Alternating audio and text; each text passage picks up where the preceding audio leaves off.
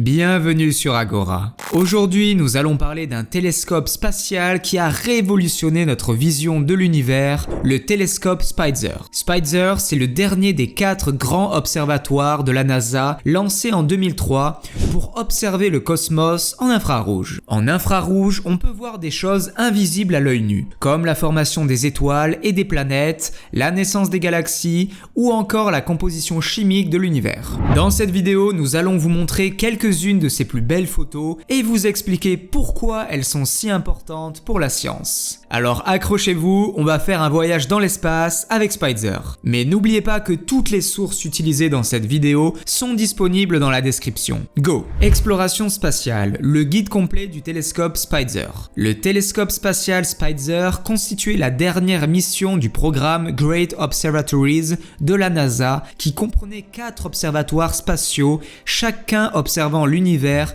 dans un type de lumière différent. Il a été lancé en orbite solaire le 25 août 2003 et a été conçu pour détecter le rayonnement infrarouge, principalement d'origine thermique. Il a largement dépassé son exigence initiale de 2,5 ans. L'équipe qui se charge de ce dernier qualifie ses 5,5 premières années de mission froide. Le liquide de refroidissement à l'hélium a maintenu ses instruments à quelques degrés au-dessus du zéro absolu, soit moins 273 degrés Celsius, au cours de cette première phase de la mission. Il a entamé ce qu'on a désigné comme la mission chaude lorsque les 360 litres de liquide de refroidissement à l'hélium qui maintenait ces instruments à basse température se sont épuisés en mai 2009. En effet, il est équipé d'instruments pour observer l'univers en infrarouge. Il dispose d'un miroir de 85 cm et de 3 instruments dont une caméra pour le proche et le moyen infrarouge, un spectrographe pour analyser l'infrarouge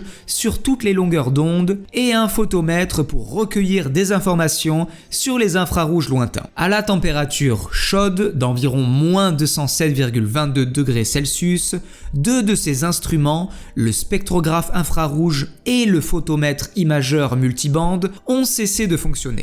Cependant, 2 des 4 réseaux de détecteurs de l'IRAC, Infrared Array Camera, a continué de fonctionner. Ces canaux de la caméra ont continué à guider les explorations de Spitzer depuis cette période. En 2016, il a entamé une mission prolongée baptisée Spitzer Beyond, ou phase au-delà, marquant son fonctionnement au-delà de sa portée initiale. Il a permis de détecter et d'étudier certaines des galaxies les plus lointaines connues et d'observer le rayonnement émis par ces galaxies. Certaines de ces galaxies très jeunes étaient déjà bien plus grandes que ne le laissaient supposer les modèles traditionnels de la naissance et de la croissance des galaxies, ce qui a surpris les cosmologistes. Il permet également d'observer le rayonnement infrarouge émanant des disques de matière autour de certains trous noirs. Cependant, la grande surprise a été sa capacité à révéler des exoplanètes et à les étudier dans une certaine mesure, ce que les concepteurs de la mission n'avaient pas prévu. Cela peut sembler paradoxal, mais le télescope spatial Spitzer de la NASA devait être à la fois chaud et froid pour fonctionner correctement. Les longueurs d'onde infrarouges de la lumière, principalement issues du rayonnement thermique,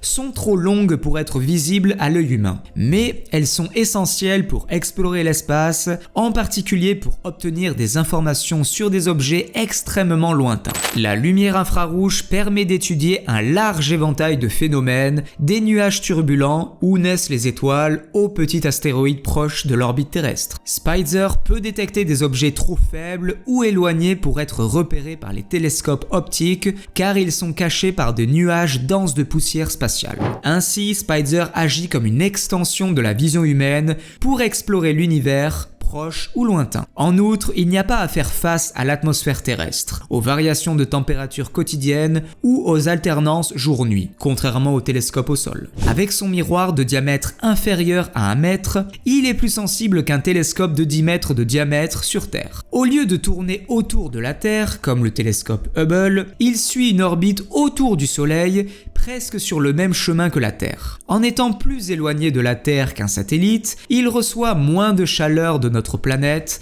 et profite d'un environnement naturellement plus frais. De plus, il bénéficie d'un champ de vision plus étendu du ciel en orbite autour du Soleil. Bien que son champ de vision change tout au long de l'année, à tout moment, il peut observer environ un tiers du ciel. En utilisant ce qu'on appelle la méthode de transit, Spitzer peut observer une étoile et détecter les baisses périodiques de luminosité qui se produisent lorsqu'une planète passe devant elle. Dans l'une de ses découvertes les plus remarquables, il a identifié 3 des planètes du système TRAPPIST-1 et a confirmé que le système compte 7 planètes de la taille de la Terre en orbite autour d'une étoile naine ultra froide. Ces données ont également aidé les scientifiques à déterminer que ces 7 planètes sont rocheuses, faisant d'elles les exoplanètes les mieux comprises à ce jour. Il a également la capacité d'utiliser une technique appelée micro-lentille pour découvrir des planètes plus proches du centre de notre galaxie. Lorsqu'une étoile passe devant une autre étoile, la gravité de la première étoile peut agir comme une lentille, augmentant la luminosité de l'étoile plus éloignée. Les chercheurs utilisent la micro-lentille pour détecter une brève augmentation de luminosité, ce qui pourrait indiquer la présence d'une planète en orbite autour de l'étoile en avant-plan. Il a observé et contribué à la découverte de certains des objets les plus éloignés de l'univers, aidant les chercheurs à mieux comprendre nos origines. À l'origine, ces concepteurs de la caméra espéraient qu'ils pourraient détecter des galaxies situées à environ 12 milliards d'années-lumière. En réalité, il a dépassé cette limite et peut observer encore plus loin dans le temps,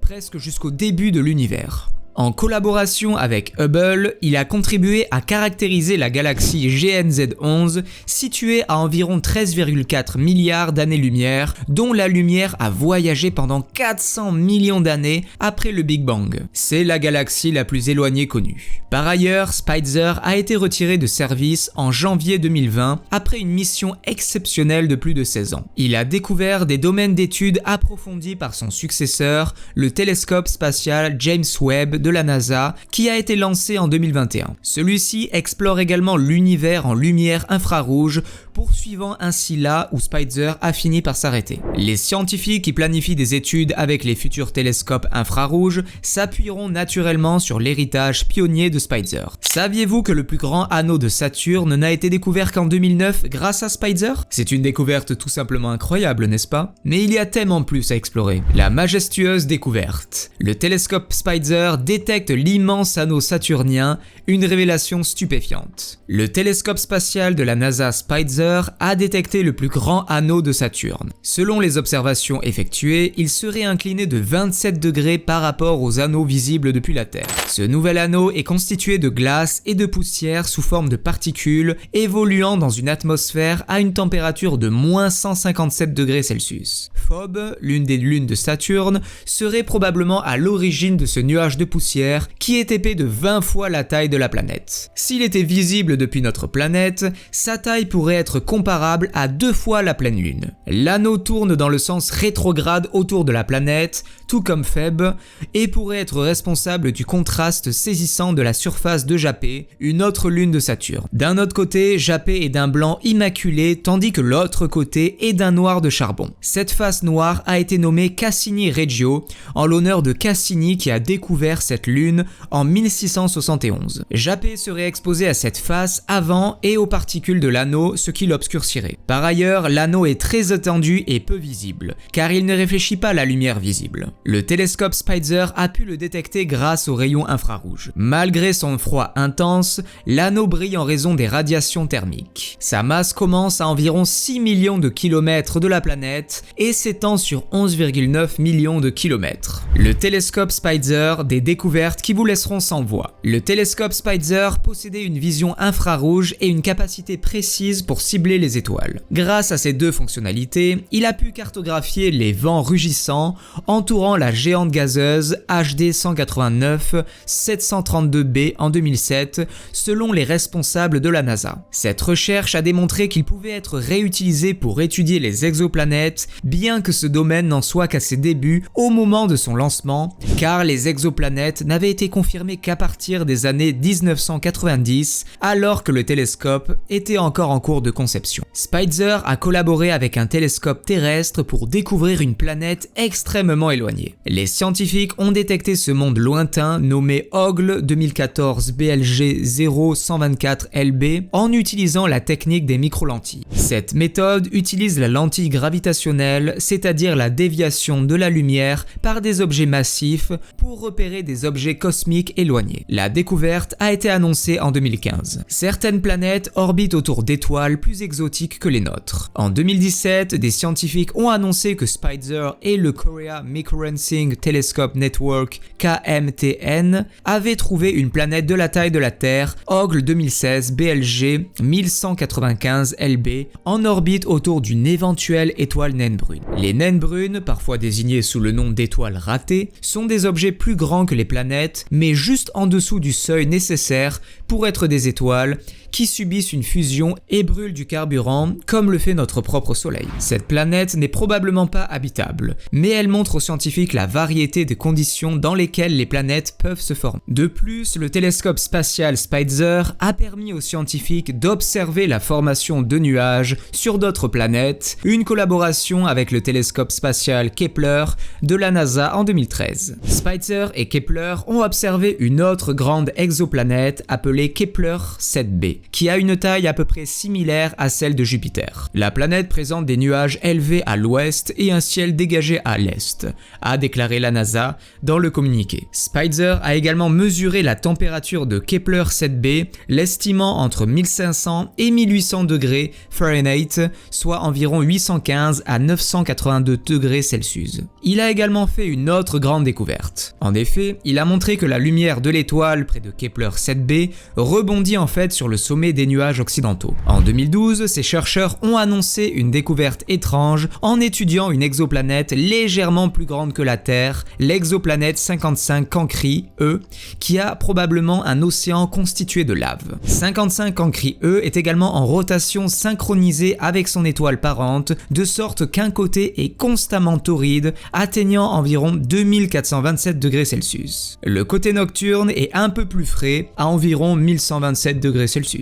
Par ailleurs, en 2007, des astronomes utilisant le télescope spatial Spitzer ont annoncé avoir détecté de l'eau dans l'atmosphère de l'exoplanète HD 209 458b, une découverte confirmée par des observatoires tels que le télescope spatial Hubble. La planète de la taille de Jupiter orbite très près de son étoile, d'où son surnom de Jupiter chaud. C'était la première occurrence où le télescope parvenait à détecter des molécules dans l'atmosphère d'une planète lointaine. En effet, il a identifié les molécules en obtenant le spectre infrarouge de la planète et de l'étoile, puis en capturant exclusivement le spectre de l'étoile pendant que la planète passait derrière celle-ci. En soustrayant ce dernier du premier, le propre arc-en-ciel de couleur infrarouge de la planète se révèle, a expliqué la NASA dans un communiqué. Spitzer et Hubble ont poursuivi leurs études sur HD 209 458b et 9 autres Jupiter chauds pour mieux comprendre la quantité d'eau présente dans leur atmosphère. Bien que de l'eau ait été détectée dans au moins certaines des atmosphères de ces exoplanètes, elle était moindre par rapport aux attentes des scientifiques basées sur les modèles de l'époque. En 2015, l'équipe a émis une hypothèse. Les atmosphères de ces exoplanètes pourraient contenir des nuages et de la brume qui pourraient dissimuler l'eau au télescope. En 2009, Spitzer a tourné son attention vers les naines blanches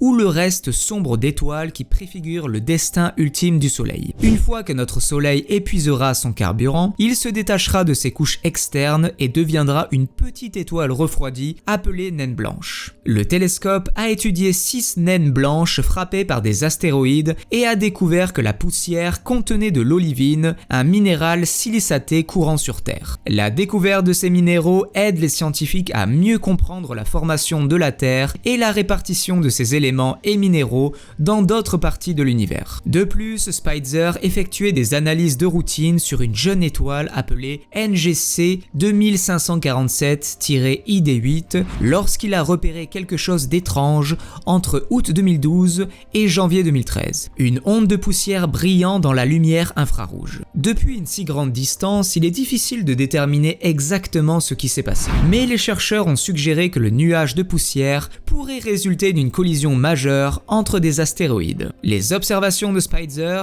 nous offrent un aperçu de ce processus violent, nous en apprenant davantage sur la formation des planètes rocheuses similaires à la Terre, a indiqué la NASA. La lumière infrarouge a généralement une meilleure pénétration des nuages de gaz et de poussière que la lumière visible. En 2011, les astronomes utilisant Spitzer ont détecté un ensemble très éloigné de galaxies appelé Cosmos AZ TEC 3. La lumière de ce groupe de galaxies avait voyagé pendant plus de 12 milliards d'années pour atteindre la Terre. Les astronomes pensent que des objets tels que celui-ci, nommé proto-amas, ont finalement évolué pour devenir les amas de galaxies modernes, c'est-à-dire des groupes de galaxies liés entre elles par la gravité. À l'époque, Cosmos AZ TEC 3 était le proto-amas le plus éloigné jamais détecté. Il fournit aux chercheurs une meilleure compréhension de la façon dont les galaxies se sont formées et ont évolué tout au long de l'histoire de l'univers. En outre, les buckyballs sont des molécules de carbone sphériques présentant un agencement hexagone-pentagone